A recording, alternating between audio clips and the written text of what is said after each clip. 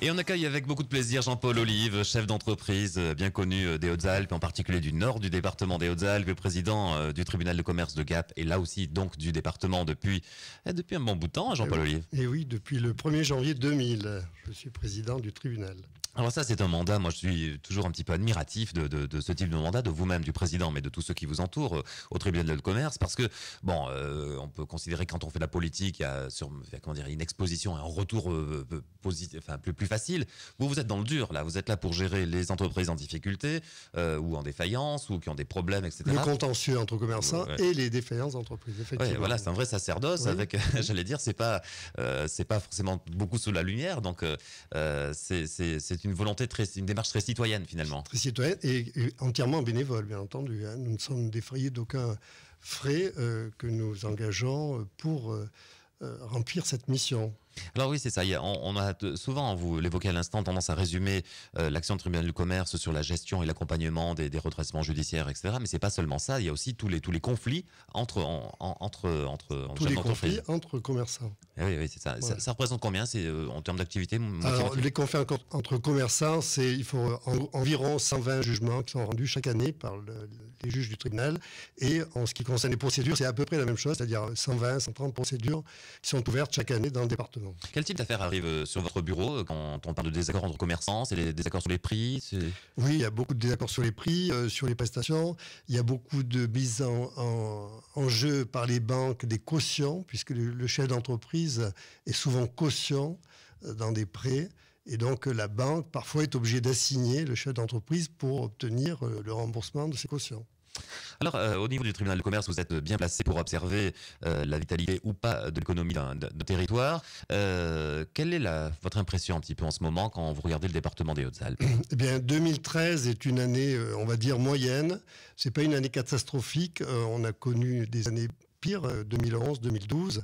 Et je pense qu'il y a une espèce de tassement qui s'est produit. Il faut dire aussi que beaucoup de grosses sociétés ont déposé de bilan dans les années passées, ce qui veut dire qu'on n'a plus de très grosses sociétés dans le département. Il y en a très très peu, sauf peut-être un peu dans le BTP, mais dans l'industrie, il n'y a pratiquement plus de sociétés aujourd'hui. Heureusement qu'il y a des sociétés dans les industries de pointe, donc dans les nouvelles technologies qui se sont créées.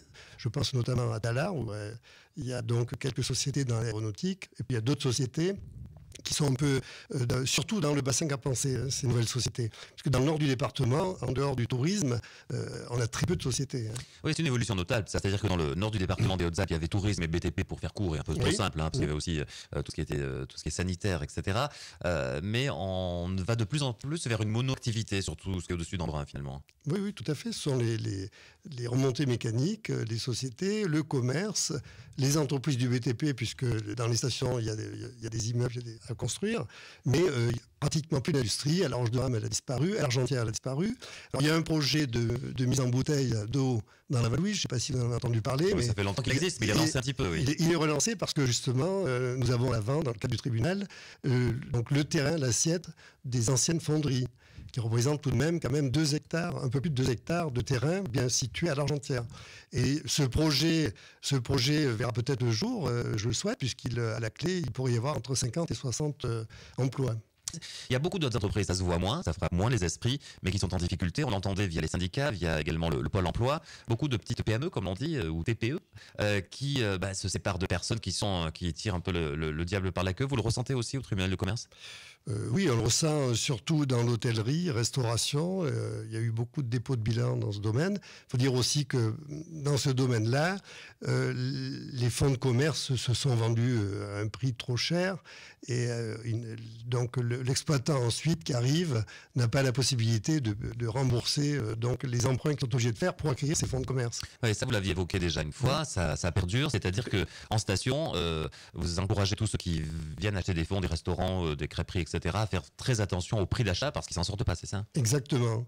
Et je pense que c'est le manque de conseils de la part d'un expert comptable, d'un avocat, etc., d'un notaire, qui pourrait dire oui, mais là, c'est un peu trop cher. Voilà.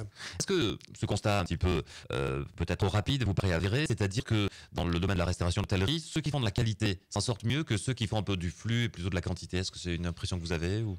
Moi, je pense qu'effectivement, quand on fait de la qualité, on arrive à s'en sortir en général. Prenons le cas des boulangeries. le cas des boulangeries. On a eu beaucoup de boulangeries qui ont déposé le bilan dans les années passées.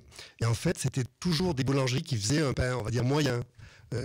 Alors que les boulangeries qui font des pains spéciaux, de bons pains, arrivent toujours à s'en sortir. Donc, impression générale pour nos auditeurs et téléspectateurs, en résumé, bon, situation pas catastrophique cette année, on reste quand même dans un contexte de crise, c'est ça?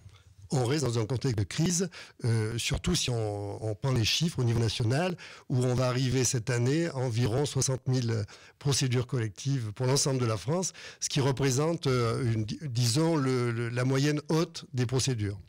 Alors vous avez renouvelé un peu l'équipe du tribunal de commerce, comme c'est tous les 3 ans, non? Ou tous les ans, tous les ans, quand la nécessité d'organiser une élection est avérée. Alors de nouveaux arrivants, de nouveaux courageux qui vont passer les soirées ou certaines de leur journée plutôt que dans leur entreprise aller s'occuper de celles des autres, c'est ça? Non seulement travailler pour le tribunal, mais également se former. Donc nous avons 2 juges nouveaux qui ont été élus, des juges dont le poste n'existait pas à Gap auparavant, et c'est Mme Taubira qui nous a accordé 2 juges supplémentaires compte tenu de l'importance économique du département, puisque nous étions 9 au départ et nous sommes 11 aujourd'hui, c'est-à-dire que le tribunal de Gap se retrouve au niveau d'un tribunal comme Villefranche-sur-Saône, par exemple. Ah oui, c'est bien. Ouais.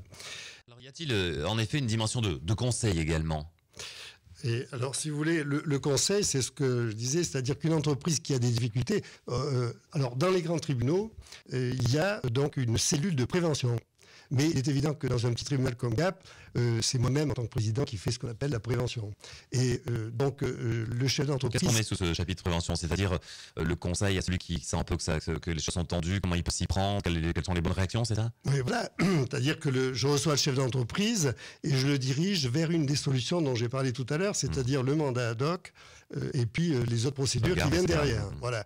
Et il est évident que avant d'en arriver là, ce qu'on essaie de faire, et donc on a des réunions de temps en temps avec les experts comptables, avec les banquiers principalement, et avec les notaires, pour que ces métiers-là dispensent donc de la prévention, c'est-à-dire qu'ils mettent en garde donc les entrepreneurs sur les difficultés qu'ils peuvent rencontrer et leur permettent ainsi de ne pas arriver dans une situation où quand ils arrivent devant le tribunal, malheureusement, bien souvent, c'est trop tard.